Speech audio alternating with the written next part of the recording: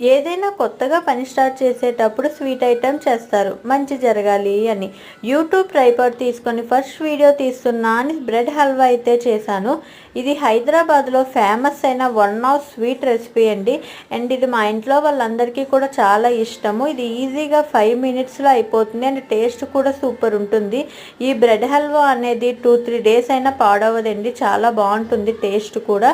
So అందుకని ఈరోజు నేను బ్రెడ్ హల్వా అయితే చేశాను. ముందుగా బ్రెడ్ అనేది సైడ్లు అనేవి కట్ చేసుకొని ఆయిల్లో ఫ్రై చేసుకోవాలి. అదే కళాయిలో కొంచెం నెయ్యి, తర్వాత జీడిపప్పు, మన దగ్గర ఏ డ్రై ఫ్రూట్స్ ఉంటే అవి డ్రై ఫ్రూట్స్ అనేది ఫ్రై చేసుకున్నాక ఒక గ్లాస్ వాటరు, అందులో షుగరు, యాలకుల పొడి, లేత తీగపాకం వచ్చినాక ముందుగా బ్రెడ్ అనేది ఫ్రై చేసి పెట్టినాం కదా, అది వేసుకొని ఒక 2 మినిట్స్ బాయిల్ అయినాక ఒక గ్లాస్ పాలు వేసి అది 2 మినిట్స్ బాయిల్ అయినాక ఫైనల్గా నెయ్యిలో వేపిన జీడిపప్పు వేసుకొని తింటే టేస్ట్ మనకు